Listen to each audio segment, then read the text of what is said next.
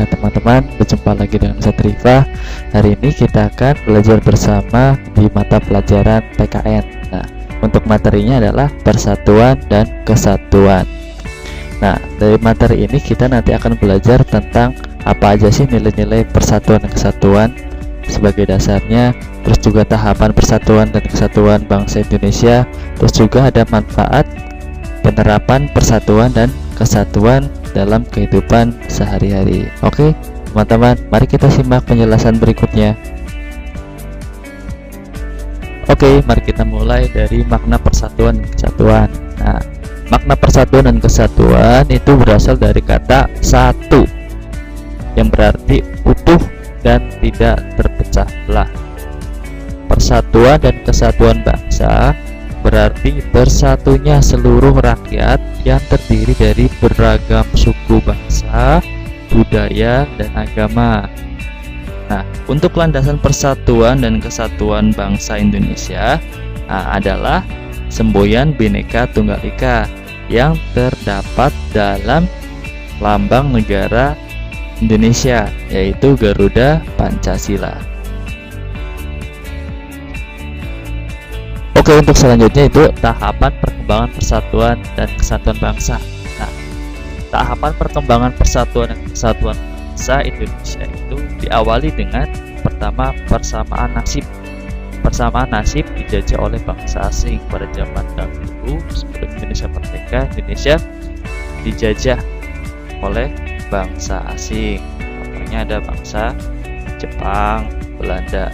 Nah, karena adanya penjajahan itu, akhirnya rakyat Indonesia bersatu padu karena adanya persamaan nasib ini terbebas dari penjajahan. Nah, untuk yang kedua, tahapan kedua yaitu ada kebangkitan nasional. Kebangkitan nasional itu ditandai dengan berdirinya organisasi Budi Utomo pada tanggal 20 Mei tahun 1908. Nah, berdirinya Budi Utomo itu menjadi simbol atau menjadi awal dari kebangkitan nasional. Oleh karena itu pada tanggal 20 Mei dijadikan Hari Kebangkitan Nasional. Untuk tahapan yang ketiga yaitu Sumpah Pemuda. Sumpah Pemuda diawali dengan Kongres Pemuda 1 dan dilanjutkan dengan Kongres Pemuda 2 pada tanggal 28 Oktober 1928. Nah, pada saat kongres kedua ini disepakati oleh para pemuda yang berkumpul dengan ikrar Sumpah Pemuda yang dikenal sebagai tonggak dari persatuan pemuda-pemuda Indonesia. Untuk tahapan selanjutnya, tahapan keempat atau tahapan terakhir yaitu proklamasi kemerdekaan. Nah, proklamasi kemerdekaan itu terjadi pada tanggal 17 Agustus tahun 1945. Terjadi pada atau terlaksana pada jam 10 di Jalan Pegangsaan Timur. Pada saat itu, Insinyur Soekarno membacakan teks proklamasi dengan didampingi oleh Dr. Andes Muhammad Hatta. Dengan dibacakan proklamasi tersebut ditandai sebagai merdekanya bangsa Indonesia dan terbebas dari penjajahan. Oke teman-teman, untuk selanjutnya adalah penerapan nilai-nilai persatuan dalam kehidupan sehari-hari. Nah, penerapan persatuan dan kesatuan dalam kehidupan sehari-hari dimulai dari keluarga. Nah, contoh kegiatannya adalah yang satu adalah bekerja sama membersihkan rumah. Yang kedua, membantu adik mengerjakan PR. Yang ketiga, gotong royong membersihkan rumah. Untuk manfaat yang diperoleh, yang pertama dapat memperingatkan kesulitan keluarga ya, karena kita bekerja sama otomatis nanti akan lebih ringan. Nah, untuk yang kedua adalah suasana rumah menjadi damai dan menyenangkan karena semua itu hidup rukun. Akhirnya suasana rumah menjadi damai dan menyenangkan. Yang ketiga adalah keluarga menjadi harmonis. Setelah keluarga ada di sekolah. Nah, contoh kegiatan sekolah yang pertama membantu teman yang kurang memahami materi. Yang kedua, melakukan piket bersama-sama. Yang ketiga, bermain bersama teman-teman tanpa saling membedakan suku, agama, dan budaya. Yang kedua adalah manfaat yang diperoleh. Manfaat yang diperoleh yang pertama adalah dapat saling membantu jika pelajaran yang tidak mengerti. Jika ada pelajaran tidak mengerti, kita harus saling membantu. Yang kedua adalah suasana kelas menjadi nyaman. Yang ketiga, persahabatan semakin erat. Ya, setelah di sekolah ada di masyarakat. Contoh kegiatannya. Yang pertama, membantu korban bencana alam tanpa memandang latar belakang. Yang kedua, mempersilahkan orang lain untuk beribadah sesuai dengan agama masing-masing. Yang ketiga, membantu tetangga yang kesusahan. Sedangkan manfaat yang diperoleh, yang pertama, kehidupan masyarakat menjadi aman, tentram, dan damai. Yang kedua, masalah lebih cepat selesai karena masyarakat selalu bersatu padu. Yang ketiga, lebih banyak pendapat yang disampaikan ketika bermusyawarah. Oke teman-teman, kita lanjut ke sikap untuk menerapkan nilai-nilai persatuan dan kesatuan. Yang pertama itu ada kerjasama. Apa itu kerjasama? Kerjasama adalah suatu usaha untuk mencapai tujuan bersama. Nah, untuk yang kedua ada sikap rela berkorban. Perilaku yang tindakannya dilakukan dengan ikhlas dan mendahulukan kepentingan umum atau orang lain. Itu yang disebut dengan rela berkorban. Yang ketiga ada pantang menyerah. Nah, pantang menyerah ini adalah tidak mudah putus asa dalam melakukan sesuatu dan selalu optimis.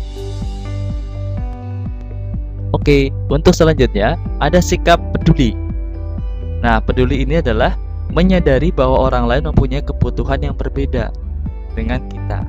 Nah, jadi setiap orang kita harus menyadari diri sendiri dan orang lain itu mempunyai kebutuhan yang beda sehingga tidak bisa disamakan. Oleh karena itu kita harus mempunyai sikap peduli terhadap orang lain.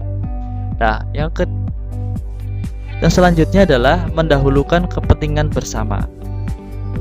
Kita perlu mendahulukan kepentingan bersama di atas kepentingan pribadi, agar terciptalah persatuan dan kesatuan. Yang selanjutnya ada toleransi. Sikap toleransi ini adalah sikap saling menghormati dan menghargai antar individu maupun antar golongan.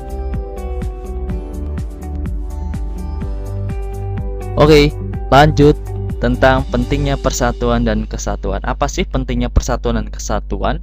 Nah, pasti teman-teman pernah mendengar tentang peribahasa yang berbunyi begini: bersatu kita teguh, bercerai kita runtuh. Nah, ya kan?